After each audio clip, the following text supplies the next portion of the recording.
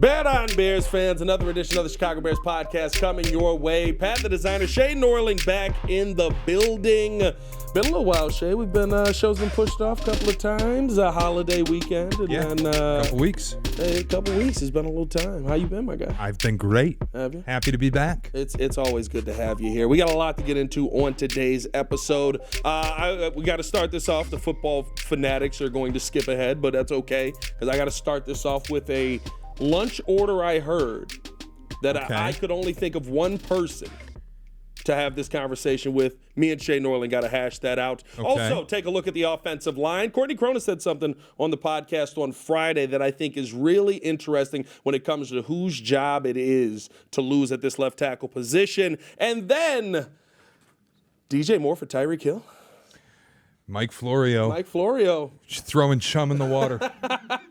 Which I love that it literally is just like, let me stir something up real quick. Yeah. It's a long shot, but boom, we'll talk about all that and more. Slow news week. We got to get some content out there, and I'm sure there's been nuanced reaction. Oh, of course. There's only nuance when you come to the DJ Moore, Tyreek Hill conversation. Hey, today's episode is brought to you by the Hard Rock Casino in Northern Indiana, located 30 minutes from Soldier Field, I-80-94, exit 6. Also brought to you by the Advantage Dealer Group. Find your next Chevy, Toyota, or Acura and drive off in under 60 minutes, or they'll make your first car payment.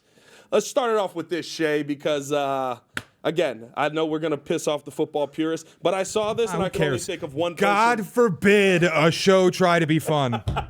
I can only think of one person to have this conversation with, because on a tough sports night, I feel like we've all been here when you have this meal. Now, this was not a tough sports night. This was just kind of going out there and apparently enjoying this meal a lot. But one of the producers, Zach from Pardon My Take, talked about his late night order that has him at a chokehold right now. He's had this for about, he's had this meal either his fourth or fifth time in the week when he had talked about this.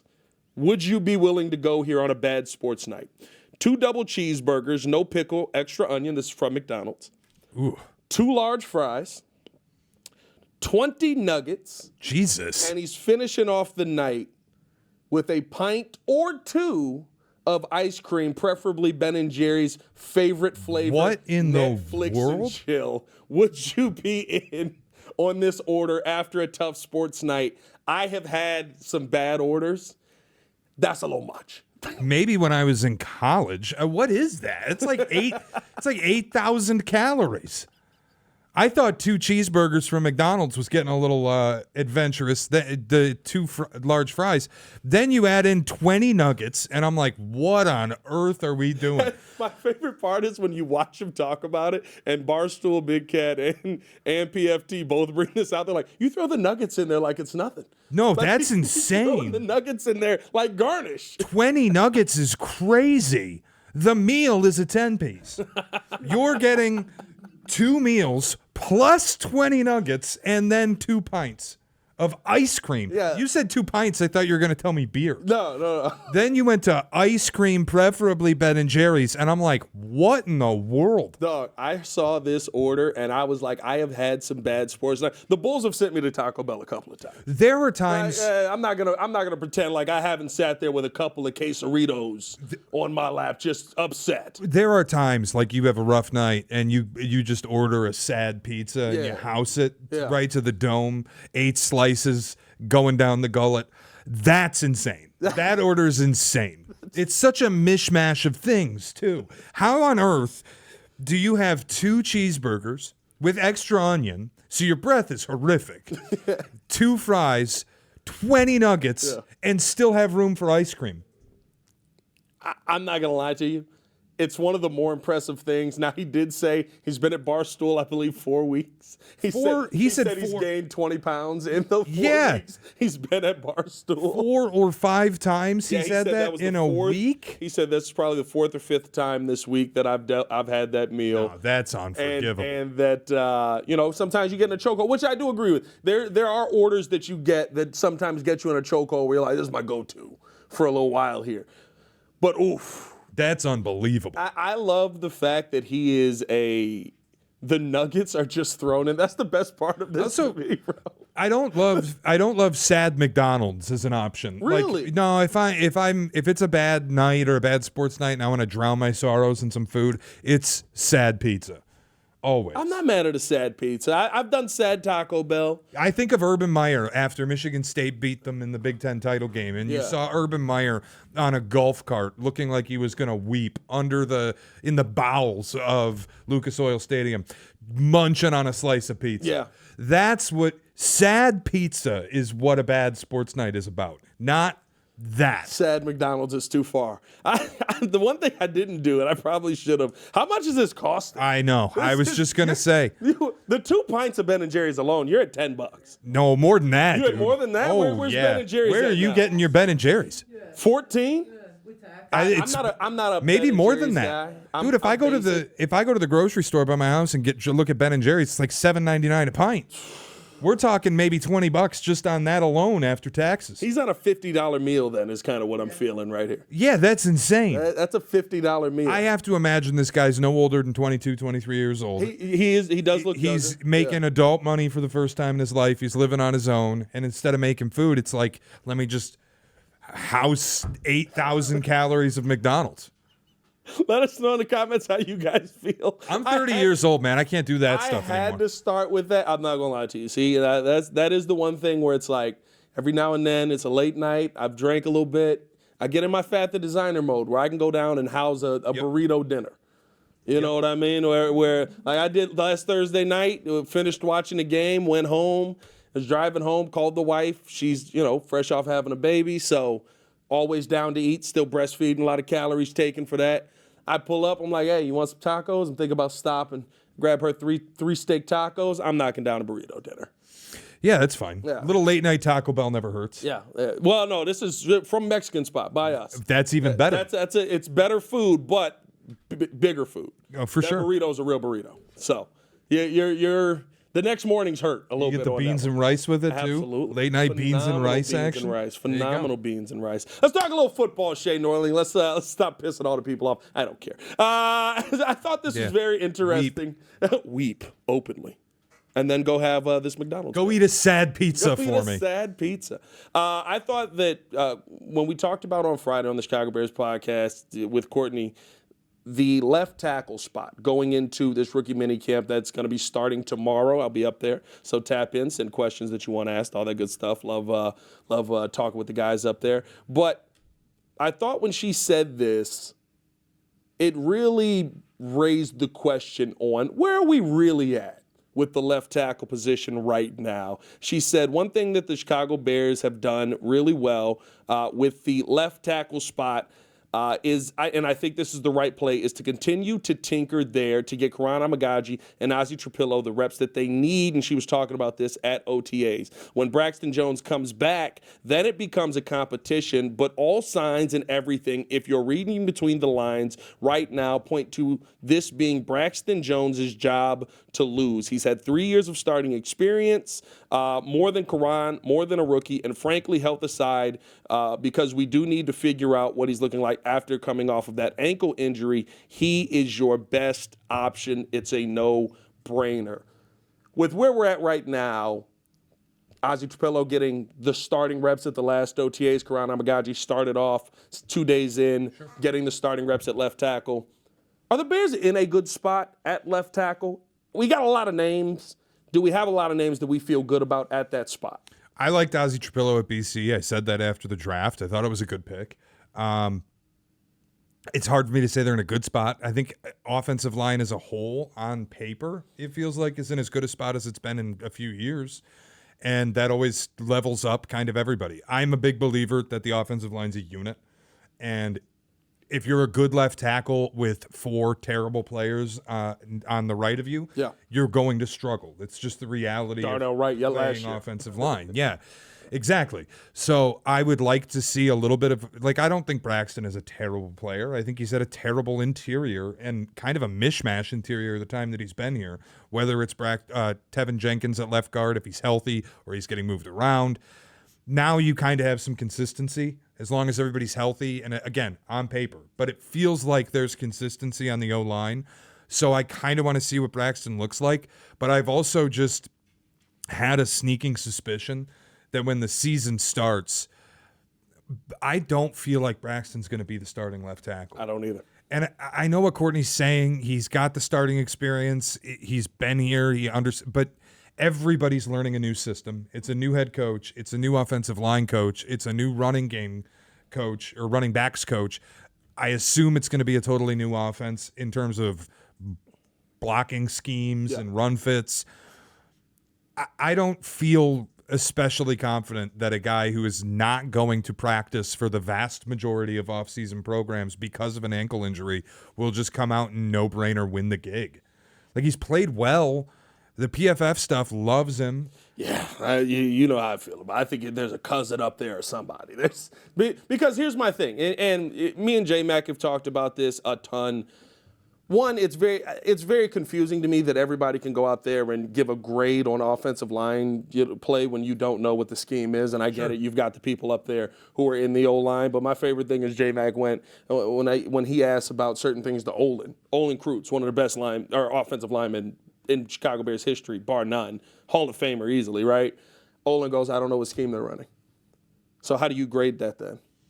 How do you know exactly what's going on? So I always push back on the PFF stuff. I say do everything with the eye test. The eye test for me of Braxton Jones is, and they do add this in PFF, 5 sacks allowed last season, 7 penalties last season. He's been somebody who's often been penalized in the NFL where even when drives look good, you'll get that Braxton Jones false start or he's getting pushed back to heaven. So he's trying to hold on for dear life and he gets a holding call. Like, those are the things that kill drives. Those are the reasons why I look at Braxton right now, even with the PFF numbers, and say, I actually don't know if Ben Johnson is going to think he's the best option at left tackle. Now, I'll be fair. PFF is film-based. It's just a lot of times it's some guy in Berlin or Belarus who is reviewing the tape and then offering the grade, and they source it. It's a tool in the toolbox. It's not gospel. Yes. And I think eye test, like, does he get beat by bull rushes? Yes. Has he allowed too many sacks? Yes. But I also don't know what the blocking scheme is. Right. I don't know what the assignment is on every play. And there are times when he does look effective. And how much of the time that he's getting beaten is because the guy next to him isn't doing his job. Yeah. So I think offensive line evaluation is brutally difficult. But when I read a lot of the tea leaves, and again, factoring in the fact this guy is not going to participate in the majority, if not all, of the offseason programming, and they're just going to fit him in at left tackle at the start of the season. Well, you drafted Kiran Amegadjie, you drafted Ozzy Trapilo, you feel like Darnell Wright can play both sides of the line. Like, by hook or by crook, I just don't get the vibe that this season's going to start with Braxton Jones at left tackle. I could be wrong. That's happened before. It'll happen again. Yeah. And if he is, I hope he plays well. But I think on the whole, I look at the unit and I feel like the Bears are in a pretty good spot with the entirety of the offensive line. Like, we think Darnell Wright's pretty good. He started to look like the Pro Bowler you'd expect him to be. You'd hope 10th pick, right tackle, All-Pro one day. Yeah. You added an All-Pro in Joe Thuney. You added a guy in Drew Dalman who I really like. You added Jonah Jackson, who's been a Pro Bowler before at right guard. So I feel good about the unit, and then we'll just see what happens at left tackle. But also, Pat, like, I always laugh, you need a dominant left tackle to be successful in the NFL.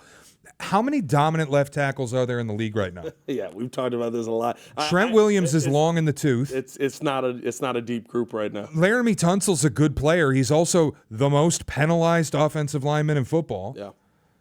Like, there's not a lot of dominant guys. It's Jordan Mailata.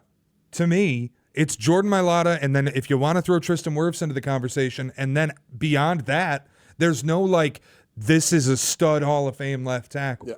So it's kind of got to be position by committee. Taylor Decker gets a lot of credit. A big part of that is he's in a group that had Frank Ragnow and on the opposite side, Penei Sewell, who might be the best tackle in football.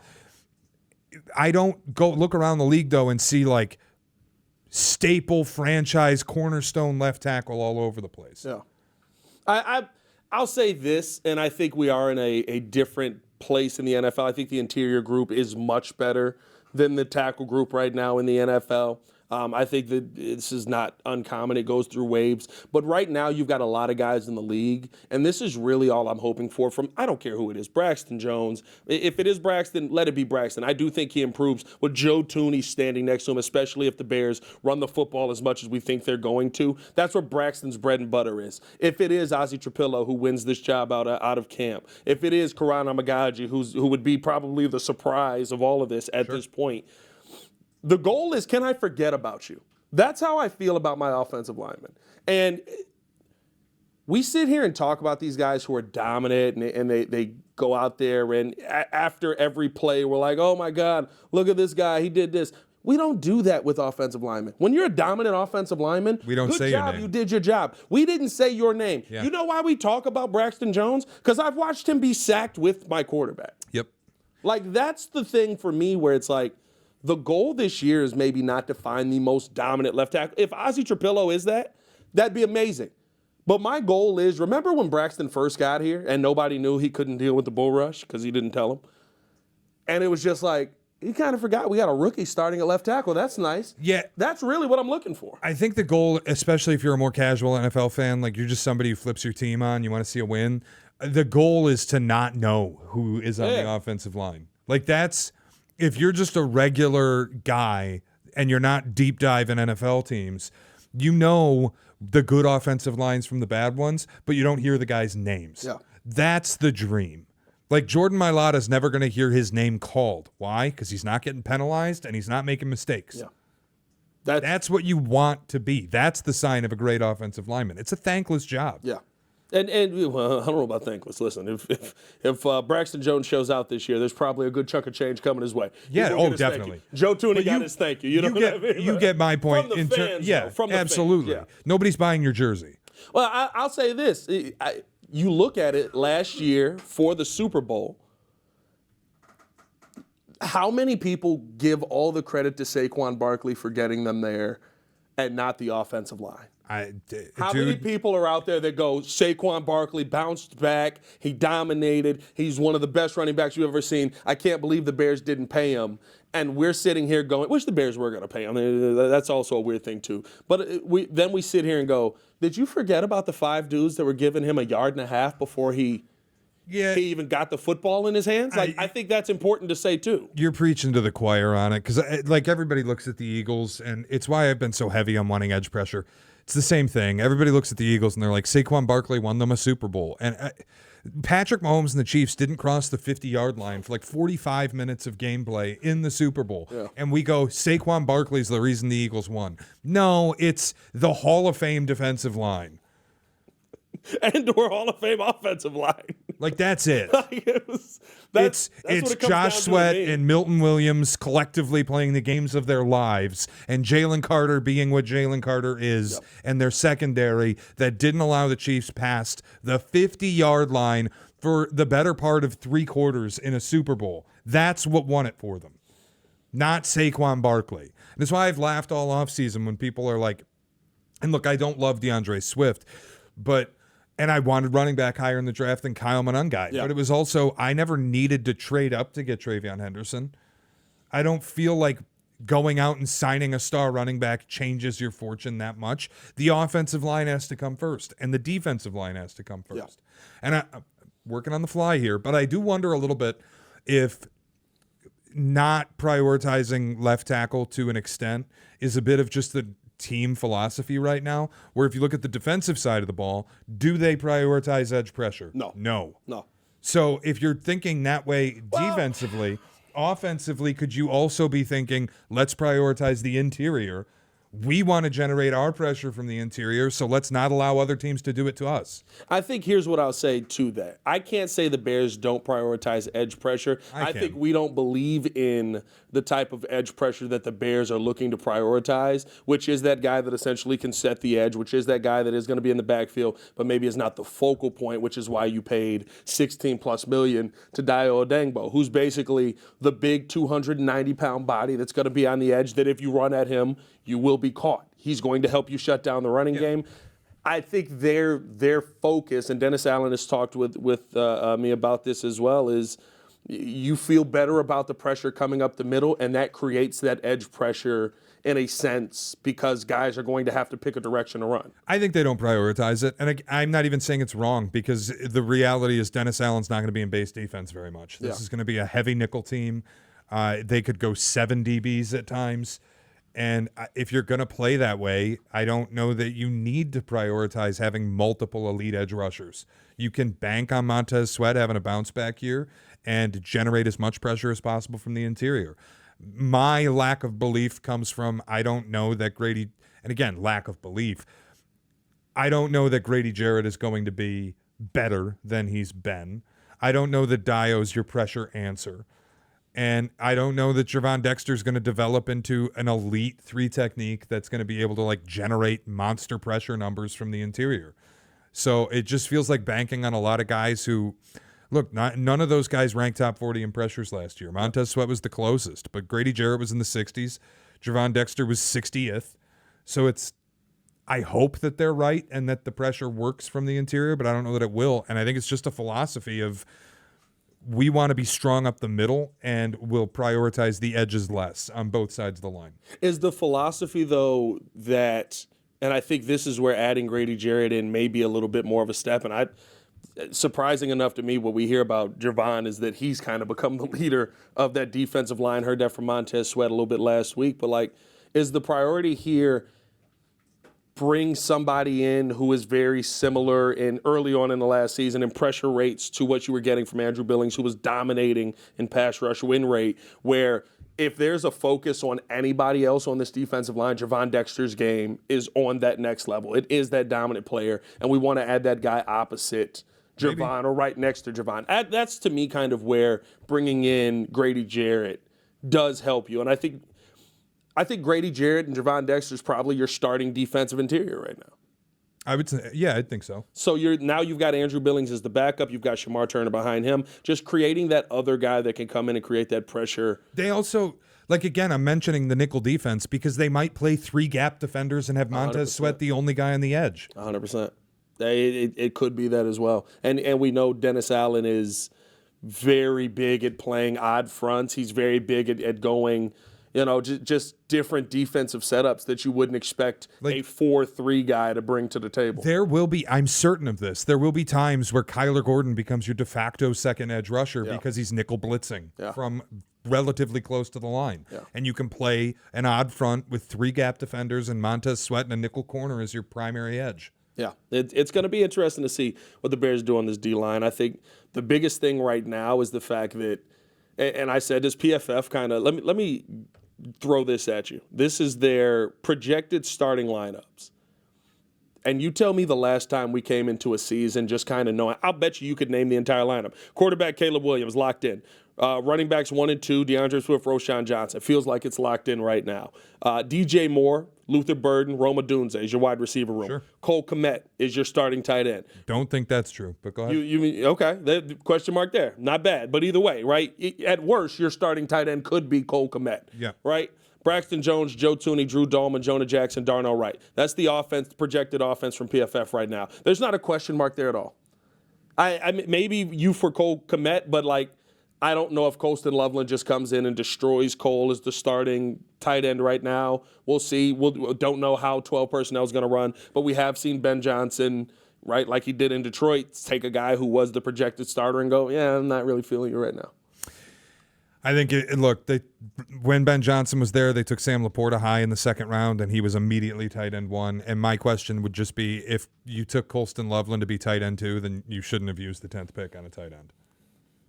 Kind of simple. Who was starting before? It was Hawkinson, right? Yeah, Did they trade TJ? They traded him. Did they trade him after they drafted?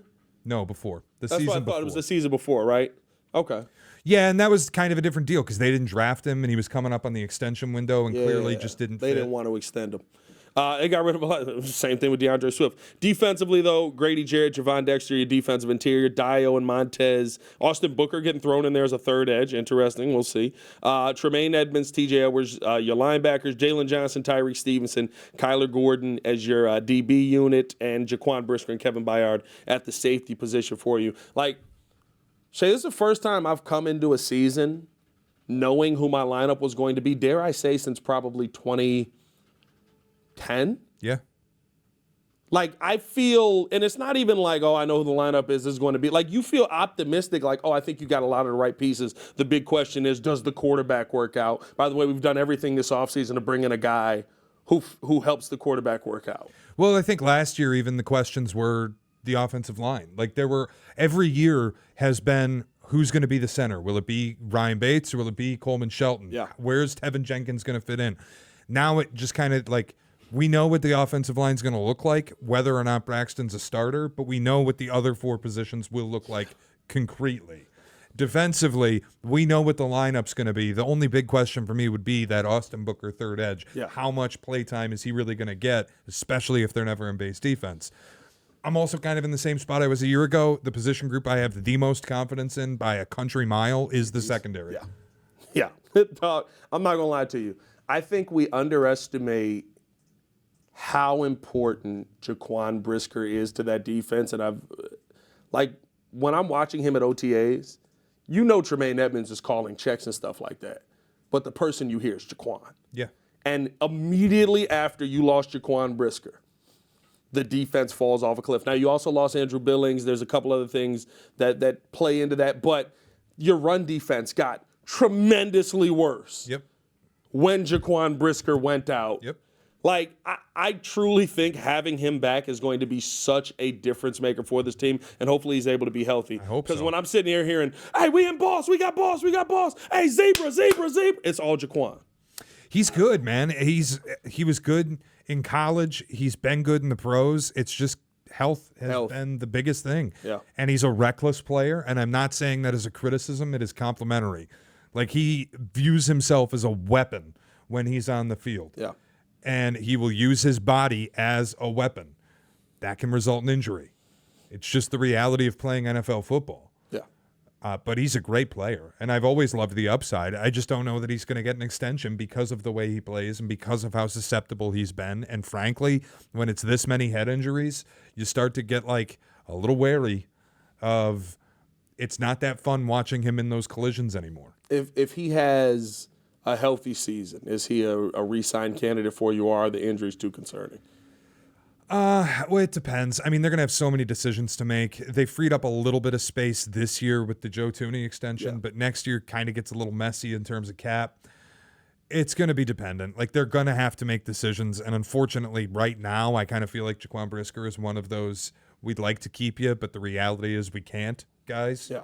Because if you have to choose between Kyler Gordon and Jaquan Brisker, you're choosing Kyler Gordon. Well, and Kyler's gotten extended already. Right, so. that's my point. Like, that decision has been made. Yeah. And I kind of see Jaquan Brisker on that cutting room floor, but, the salary cap's not real.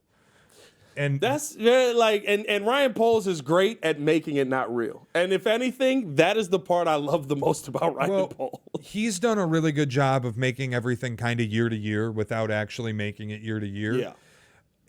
If you want to be, and it's been discussed, I think, at the owners' meetings where they're like, we got to figure out a way to stop this. If you want to be cash rich and play cash rich football, you can circumvent the hell out of the salary cap. You can make it a complete myth. Yeah. Just look at the LA Rams, who spent $450 million, nearly double what the cap was at the time, in a single offseason to win the Super Bowl because ownership said, blank check, let's do it. Like that. That My favorite can part happen. of that is converting Odell Beckham's money into Bitcoin. Let's go get one of the best wide receivers still on the market and see what happens. It's no different than the Eagles signing Saquon Barkley to a massive deal. And I'm not talking about this current extension. I'm talking about the one they signed him last offseason. Yeah. They signed him to an enormous deal, and then X amount is a signing bonus, and you look at his cap hit, and it's $3.1 million. And you're like, oh, how did that happen? Because they were willing to put cash into the player. Yeah. And they would put money into an escrow account, and they were cash rich enough to get this done. So if you want to behave that way, there are ways around it. And if Jaquan Brisker's good enough and earns it, you'll make it happen. Yeah. But it also, the cap is real up until a point that it's not. Read the New Orleans Saints. So you don't want to get yourself in trouble doing it. Well, and that's probably why I say, like, to me, the most confident I am in Ryan Poles is in that cap circumvention, if you will, or being able to work his way around it. Because when you look at how he's worked out all of these contracts, there's players on these deals that are like, you're instrumental in the future of Caleb Williams, but also your contract will end by the time it's time to pay Caleb Williams, and we'll come back to the table and we'll restructure and we'll figure things out to keep you here because we value you as a player. 100%. But the plan is that he's going to be really good, and we're going to have to pay him probably almost $500,000. We need the money, and you're not going to be that money. We'll figure that out when we get there, and I just think that's the difference between the LA Rams and the New Orleans Saints. And what you have to understand with that as a Bears fan is if you are the Rams, guess what? There's going to be a year where you have to reset. It's going to suck.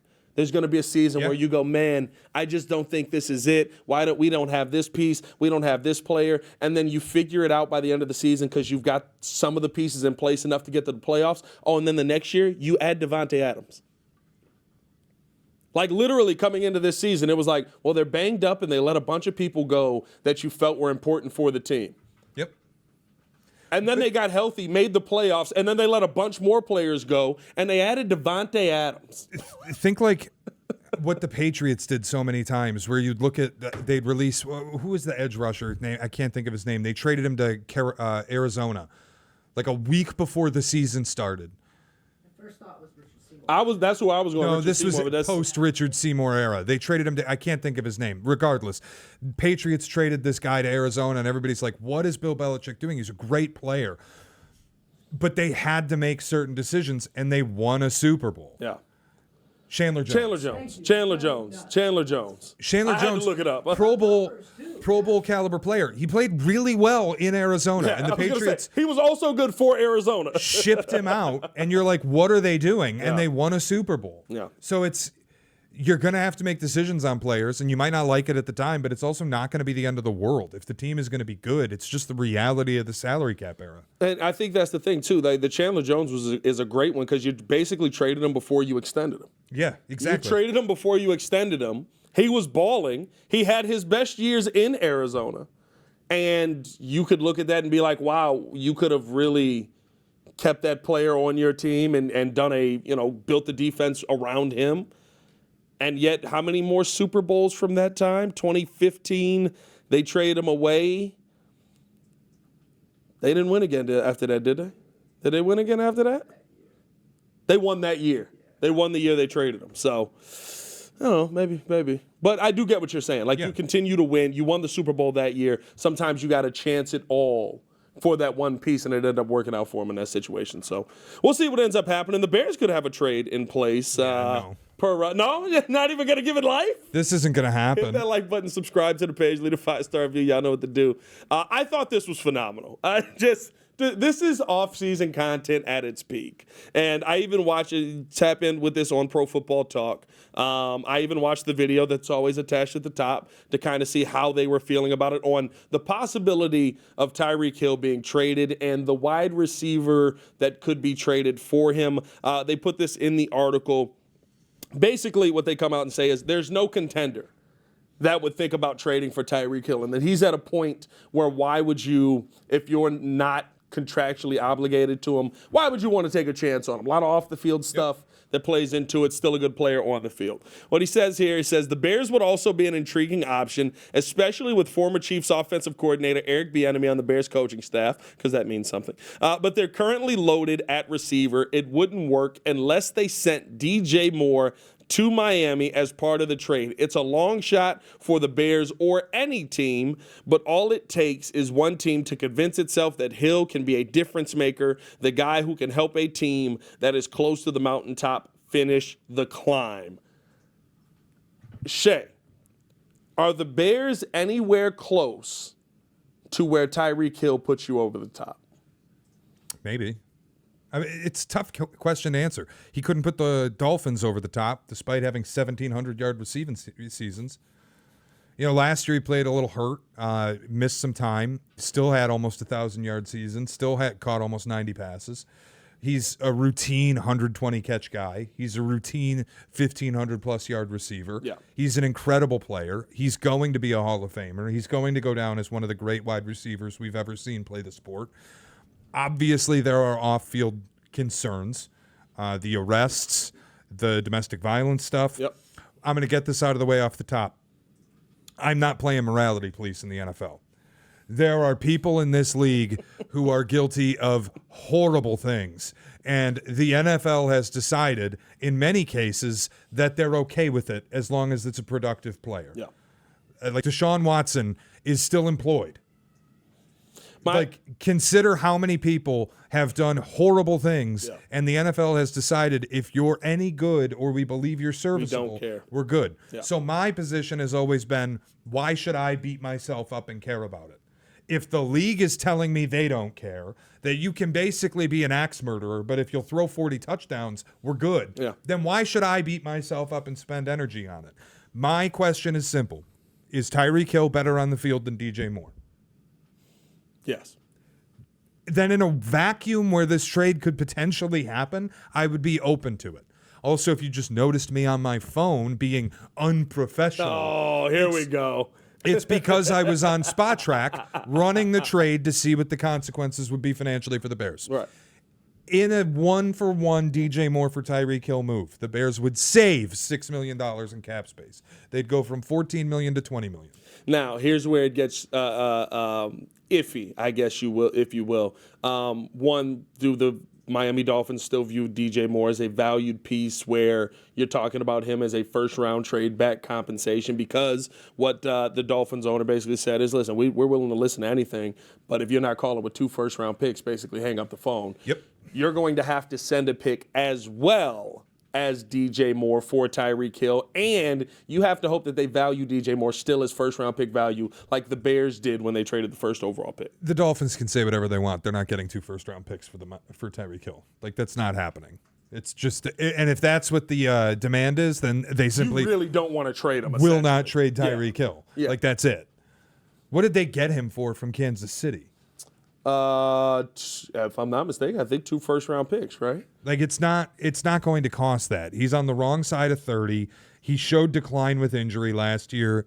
The speed, who knows when it goes, but when it leaves, he's effectively done as a player because it is his elite skill. Yep. That's the game-breaking thing that separates him. 5 total picks. 5 picks. A first, a second, and a fourth are included. Yeah. So they a didn't first, a second, and a fourth. They didn't give up 2 firsts for him. They're going to get 2 firsts back. You're out of your mind. No, that's now not going to happen. He has had a much better season than he ever had in, actually 2 much better seasons than he ever had in. Oh, he was record-breaking in Kansas City. So maybe that plays into it. But he also was 27 when they traded for him, and now he's 31. He's 30 years old, yeah. He'll be 31 this year.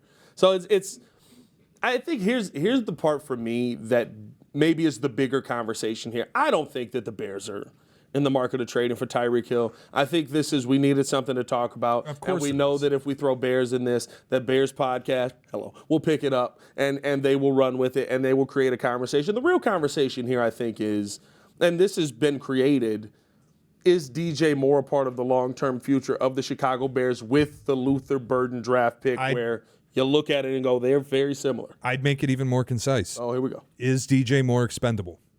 End of question. You just signed him to a wildly lucrative contract extension a year ago. Yep. And you got, look, you can deny it if you're a fan, whatever you want to do, but the reality is last year was marred by DJ Moore potentially having bad body language, sitting by himself on the bench, and we can debate. He always does it, whatever we want to do. But when you have your new head coach come in and prioritize body language, then it only fuels that fire a little bit more. Is Luther Burden the body language answer, though? I don't know. I feel like Luther Burden is, and by the way, both really good wide receivers. I feel like Luther Burden is DJ Moore without the slight bit of like playfulness. Like DJ Moore is always like very stoic face. He's always kind of, yeah, you know what it is. It is what it is. Whatever. We'll get through it. I feel like Luther Burden is that without the little smile that DJ will throw in there to let you know, like, I'm joking, guys. The thing with DJ Moore too, though, is like, look, if you're going to try to upgrade a position this offseason, like right now, June 1st has passed, and now we can make all the post-Q1 trades and have fun with it. If you're trying to upgrade a position on this team, I don't think it's wide receiver. Would be kind of where I land on the whole thing. But I don't feel like DJ Moore's a long-term piece. And I do think the end is coming faster than people realize, barring him truly having a top 10 wide receiver season and being firmly wide receiver 1 on this team. Two things I also don't know are going to happen. He's never been a top 10 receiver, ever. That's not a shot. Yeah. It's arguably... he lives in that top 15, top 20 range. It's arguably the most loaded talent group in the league, too. Like, he's not that. I think Rome has a chance to be wide receiver 1 this year. I agree. I think there's an outside shot. Luther Burden could be wide receiver 1 this year. Having both Cole Kmet and Colston Loveland cuts into the availability of targets. Like, is DJ that much of a piece at this point that he's totally inexpendable? You have to keep him. He's a cornerstone. I don't think so. Here's where I would say I would push back on that. And I get it. Everybody wants to complain about the body language last year. Maybe he did have bad body language. Listen, there's a lot of bad body language when your quarterback gets sacked 68 times and you're not moving the football. Everyone had bad body language. Everybody had bad body language. You want to see bad body language? Go look at Flus on that final play where he throws his head back screaming to the sky. Go watch some Montez Sweat, man, because I know we say injury, but that he wasn't moving at even 75%. There's so much to me where I look at last season and I do say it's it's tough to say for a season, but you kind of got to flush it down the drain because you went from one mindset in that building to what feels like completely a different one. And I think it would be very similar to, like one of our teammates here has said many times, going from Dick Duran to Lovie Smith, how much of a change that next season was. You would have left that previous season going, there's nobody here that I want on this team. Like maybe Olin Kreutz, and I feel kind of like, and then you get into the 2005 season, you're like, oh wait, they may actually have something here. This might actually be a team that's fighting for something. So I think a lot of changes could come into place. When it comes to long term, though, I think it is similar to the conversation that we had at the left tackle, where my goal right now with where this team is to never have to worry about a player's productivity and production. The one thing that we do know, which is something they couldn't do enough last season, is if you get the ball into DJ Moore's hands, he's going to be productive. I never have to worry about that. Not saying I'm worried about it with Rome, not saying I'm worried about it with Luther. I don't know it yet, though. Rome Odunze caught 55% of his passes last season. I don't know if he ups that up to 65% this year. I'm hoping he does. I believe he will. But that's a question that still needs to be answered. And again, that's why I'm saying I'm not trading DJ Moore today, and I'm not looking to upgrade wide receiver today. But the longer-term conversation is, would you be okay if DJ Moore wasn't on this football team? If a move came up that the Bears decided they wanted to make. Yeah. Preseason, I'm not there. Here's where I will say maybe the caveat comes in. If we are nearing the trade deadline and you're seeing the Caleb Rome relationship flourish, the Caleb Colston relationship flourish, the Caleb Luther Burden relationship flourish, and there's a clear need at a position where it's like, if you don't have this, you won't take that next step as a team. I'd be willing to hear the conversation on moving on from DJ Moore. But like what's the reality that's, because I'm not doing it right now, and I don't think I do it at the trade deadline. I'm kind of looking the next offseason, because what's the reality, one, that like we're going to get to late October and go, well, we need an edge rusher, and that somebody will be willing to flip you an edge rusher of value for DJ Moore. I think it's the same conversation we're having right now with Trey Hendrickson. Yeah, like the reality, I think, which would literally be, well, they don't need wide receivers though. No, yeah, they don't need wide receivers. But it's also, but it would be that similar situation, like somebody's not happy. But the point I'm making, if you're trading DJ Moore at the deadline, you're not doing it for an impact player to put you over the top. You're doing it for a draft pick. Yeah. That's where it doesn't really make sense to me. Why would I cut off my nose to spite my face? Yeah. Why would I, like, if we're having a good season and we feel like we're this position short, I'd rather sell a pick to get that position than willingly neuter a wide receiver position just to, like, pick up a draft pick. Yeah. You're not getting Max Crosby for DJ Moore plus. Like, that's not happening at the deadline. We'll see how that Raiders season goes. Yeah, but again, if that would be insane though. If you want Max Crosby from the Raiders because they're like dead and they have no choice but to move on, it's not DJ Moore. It's draft two first-round picks. It's draft capital. I'm giving you the capital. No, I agree with you there. I'll be honest with you, and I am You know, I know Waddle has been on this when looking at DJ Moore, and he knows more about football than I'll ever know, right? There's a bunch, even Yurko, right? Same kind of conversation where you're upset with DJ, but being in the locker room with these guys, seeing DJ, seeing him sit in his locker room after a win with the same face after a loss, like, it's just who he is. To me, it truly is just who he is, and I think it's very hypocritical of people to come after a guy who is on a team that lost. How many weeks in a row? We get up to 6 last year? 6 weeks in a row losing? And then say, wow, really don't like the body language of that guy. Yeah, we just lost 6 effing weeks in a row. Yeah, I also think it's just he's become an easy target for it. 100%. He's spent his career on losing teams, and I think when that happens, it kind of just becomes you. Like, it's hard to get that label off of you. And I'm not saying DJ Moore's a loser, but it's all you've done in your career is lose. 8 straight games we lost in a row. Yeah, hey, guess what? By the end of the season, I might have a little scowl on my face. I might be a little upset. And He's probably sick of it. Listen, I will say this too. I think that you can live in both worlds. When you're going through that in the moment, there's things you're going to regret. I think Ben Johnson coming in and saying, I think being a palms up team is a sign of weakness is exactly why you have Ben Johnson here, why you hope that he does turn this team around from being a palms up team to a team that's going to do something about it. And the reason we were a palms up team last year is because we didn't have a head coach that had the common sense to go, maybe I should help the rookie out. Well, and it's why, look, I'm staying away from doing the win total stuff or like thinking I'm drinking the Kool-Aid. But the reality, too, is I'm higher on this team than I am low on them. Yeah. And a big part of it is I think there's talent in place.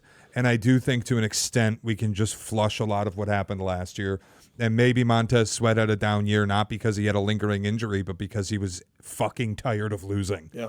Because you lost in the most inexplicable way over and over and over again. And there maybe became a feeling in the locker room that, like, even if we play our best, our coach is going to find a way to screw this up. Yep. So what's the point? Frankly, the more I've looked back on it, and I've harped on Caleb Williams for taking too many sacks, and I believe that. You can't take the number of sacks that he took last year, and too many of them looked like they were his fault, running backwards in the face of pressure every time. Yeah. Even the Seattle game, people call it like the miraculous throw when he's rolling right away from pressure and flips the ball off for a first down on a 4th down play. I watch that play, and I see pressure break off the left side of the line. The middle of the field is open. Why are you running backwards? You made this play so much more difficult than it had to be. Yeah. You converted. It was excellent. But if you just hit the back foot, boom, go up, that's what Josh Allen does. That's what all the best quarterbacks do.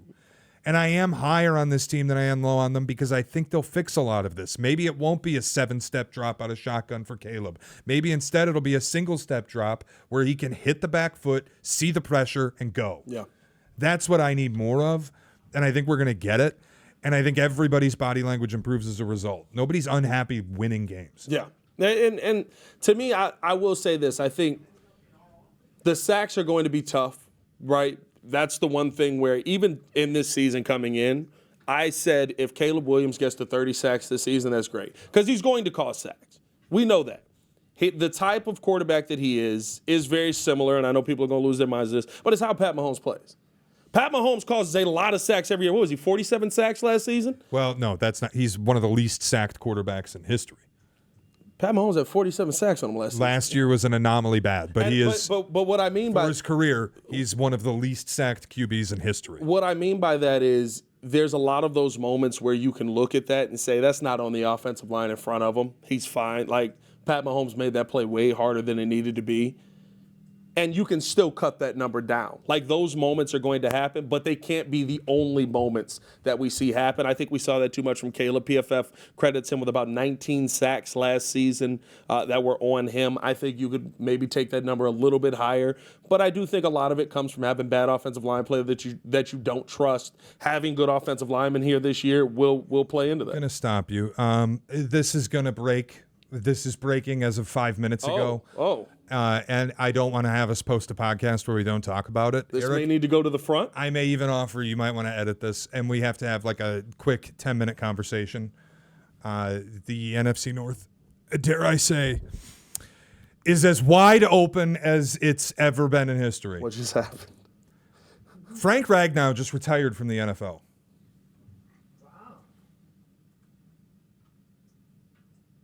What? The Lions all-pro starting center What? just retired from football. What? He's threatened this going on 3 years now.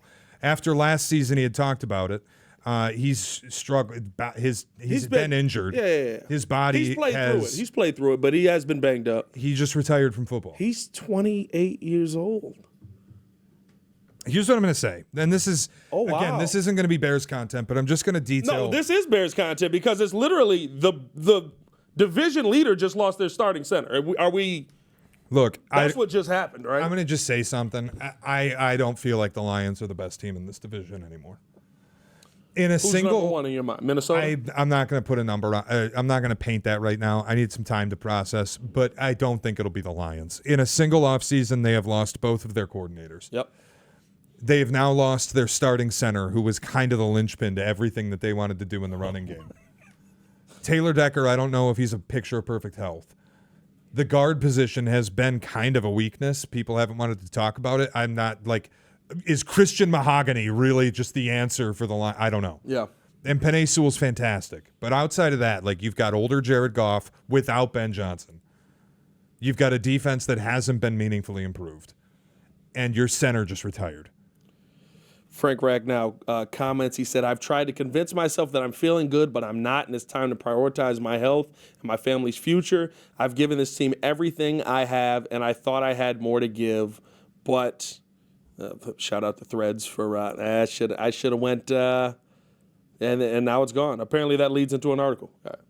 He gave it all, is the theme there. I don't know, dude. Like, I'll say this. And I have been one who is the Lions still have Dan Campbell at the helm. And that may be the thing that just stabilizes the ship, right? Very similar to the Harbaughs, right? You're not calling the play. The Mike Tomlins, you're not calling the play, but you can stabilize the ship. I believe that they can stabilize the ship. I've watched what losing your best coordinator can do to a team here in Chicago. It didn't go well. Losing your starting center. It's a lot, man. It's a lot of attrition. You don't have Philly set up there. In a single offseason, it's a lot. And, well, I'm glad you brought up Philly because I was just going to bring up this could be the Eagles of a couple years ago where the Eagles went to the Super Bowl and it felt like Nick Sirianni was the straw that stirred the drink, and they lost Shane Steichen and they lost Jonathan Gannon, both coordinators in a single offseason. And the following year, the defense died on the field. They gave it up. They went to Tampa. They lost their opening round playoff game. Like, I'm not going to sit here and tell you the Lions are going to be bad. Yeah. But they are not going to be what they were a year ago when they were a monolith that went 15-2. They aren't that. Their defense fell apart at the end of last year. They didn't address it to an extent that I think they needed to. Brad Holmes was arrogant, laughing at the idea they need an edge rusher to pair with Aiden Hutchinson. Now you've lost both your coordinators. Frank Ragnow retires. I don't know, man. I think I feel like this is ripe for the picking for Chicago. The coordinator is the biggest thing to me. We saw that, right? What changed? Vic Fangio said the same thing walking out the door that Ben Johnson said. Anybody can call this defense. And then we saw Sean decide the next year. And anybody couldn't call that defense. I think that's going to be the thing there where it's like, yeah, the talent is still there. The players are still there. The ability to go out there and some of the players are still there. Now you lose Frank Ragnow. The ability to go out there and call the same plays that Ben Johnson called that worked is still there, and that may still be the case. But are you getting to a point with this Lions team where you're just losing too much? I think you look at the defense last year, how banged up they were, right? Is everybody coming back perfect? Everyone's 100%? No. It's football. No. Like, and also, you don't have the dude that, I get it, the defense kind of fell off a cliff, but he didn't call a bad defense with basically everyone dead. You don't have that guy on your team anymore either. I think the North is completely wide open.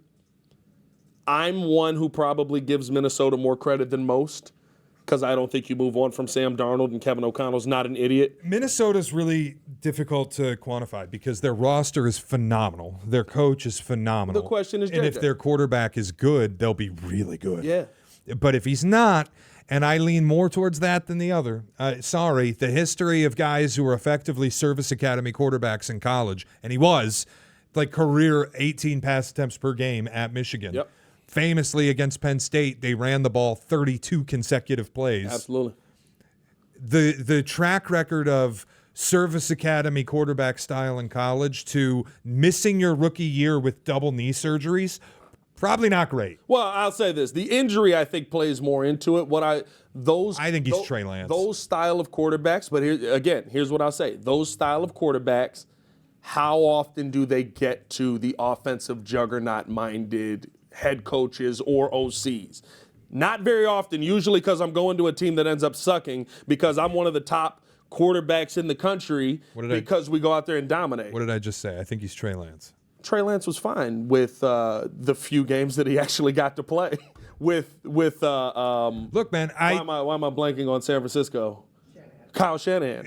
He was fine in the little bits you saw from him, and then he got hurt and it was over. Now, if you want to say that get hurt and it was over, that's different. In the whole draft process, though, I always felt like JJ was more myth than man, like Zach Wilson-esque, where you go, yeah, he won a national title, and like BYU with Zach Wilson was excellent. And you look at JJ and go, he won a national title, all he did was win, but he didn't really throw the ball much. Yeah. And there aren't these there's not a long highlight reel of NFL level throws that he's made. There's a few, and they're good. And he was good when asked to throw the ball. There were also times he was absolutely terrible to the point they refused to throw the ball. And it feels a little Zach Wilson, like look what he can do in gym shorts, and we're projecting a lot instead of looking what actually happened. I don't know about Minnesota with that quarterback. I now don't know about the Lions with the churn that they've had in the coaching staff and now on their offensive line. Tate Ratledge is going to be asked to start at center for the Lions out of the gate. Yeah. I don't know about that.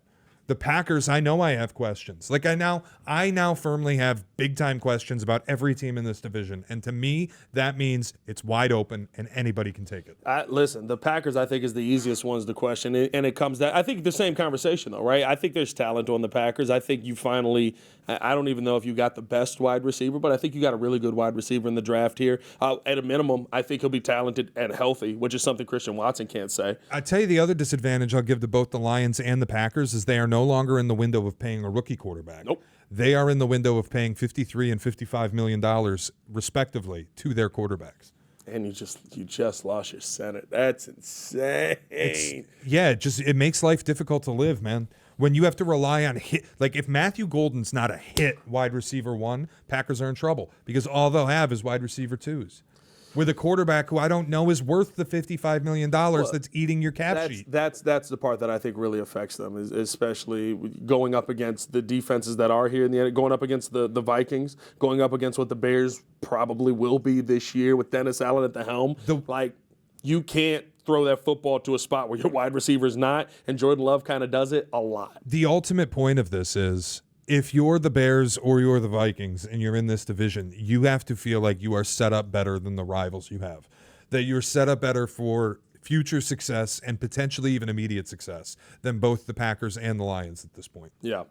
That's unbelievable. That's unbelievable. It is insane. I've talked to people. He has brought this up the last couple Multiple of seasons. times, yeah. It's been a thing where like Frank Ragnow could retire. But he just keeps coming back. So you're like, oh, it's just a thing. Well, especially, Here's the finish to the quote I got here. This is on Instagram. I've given this team everything I have, and I thought I had more to give, but the reality is I simply don't. I have to listen to my body, and this has been one of the hardest decisions of my life. The Lions organization has been absolutely incredible throughout this process, and I can't emphasize this enough, how grateful I am for this team and all the fans. It was an absolute honor going into battle for you all.